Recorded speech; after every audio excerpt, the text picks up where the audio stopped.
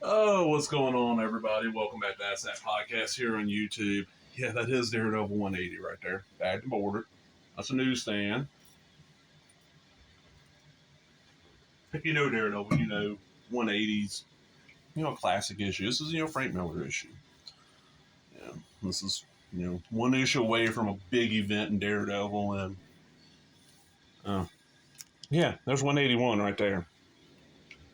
All right, what we got here is this is a well-worn copy of 181 and 180. I recently, there's a by the time this goes up, I don't care because this is going to be going up so long after I finish.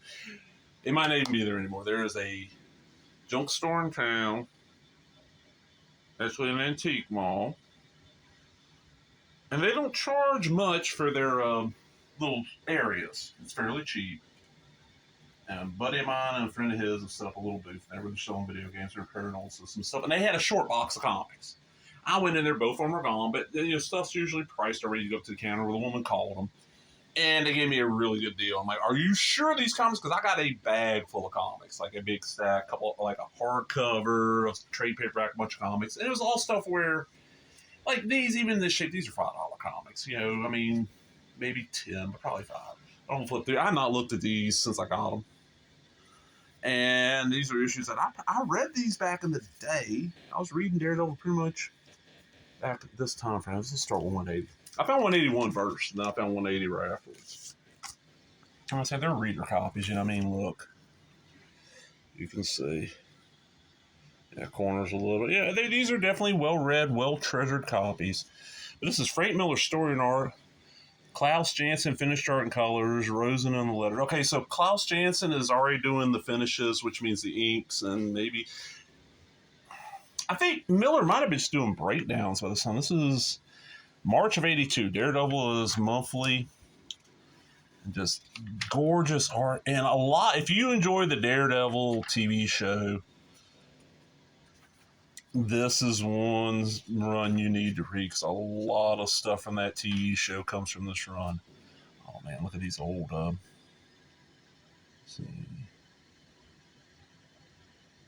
I'm trying to see. Yeah, like 70. Okay, look at this. Okay. This is 82. Uncanny X-Men 94, which is the second appearance of the X-Men. It's a $70 book. John Size number 1 is a $70 book, and Conan number 1 is a $70 book. You could get what is it? It's Hulk 181. Hulk 181, which is first full Wolverine, $35. Shit was hell, look at the Star Wars stuff. There's no value in some of this stuff back then, and now it's like, man, where's Vermont? I don't remember them. But just go, and there's Electra's Kingpin, just gorgeous art, crazy ass stories from Miller. And the thing about it was, a lot of his stuff, he was telling it without a lot of dialogue. I mean, look, this looks more like a modern comic, than the comics of the era. And I love it on this newsprint. I mean, I have a lot of this reprinted. I had these back in the day, and they just appeared out of the collection. I sold them off, whatever. These were always ones where you could always, you could always sell these fairly fast. Like, even in this shape, I could put these up right now and be like, hey, give me $10, and somebody give me $10 for both of them. Do it quick. And that's way more than I paid. Captain America and the Fruit Pie with Nick Fury.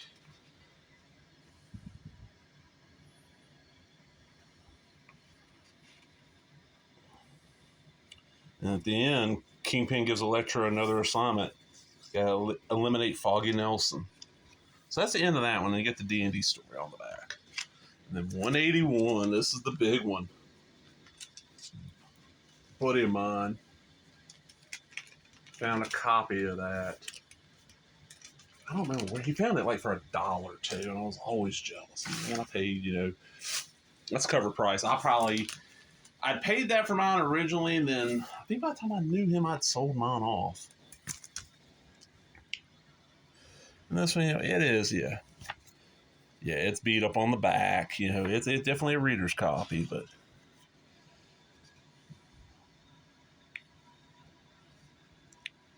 Same team as the last one, and this is basically Bullseye versus Daredevil, final fight.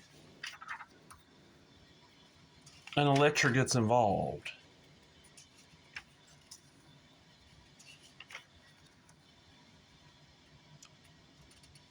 And now that I know where a lot of the influence, I see the Lone Wolf and Cub. I see all the manga influence in this stuff. But back then, who in the States at 82, was reading a lot of manga? Not many people. Because there wasn't a lot of it being translated, so. Now we got Elektra versus, Bullseye here taking on each other. And then the panel.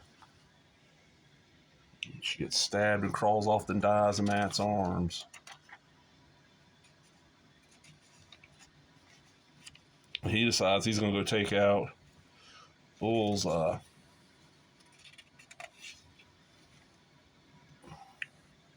Just amazing. It's an amazingly gorgeous art. Great plotting, great pacing, great storytelling. It's like, another Captain America one too. And this one he fights. Who is that? Is that Nick Fury again? Why is he teaming up with Nick Fury so much?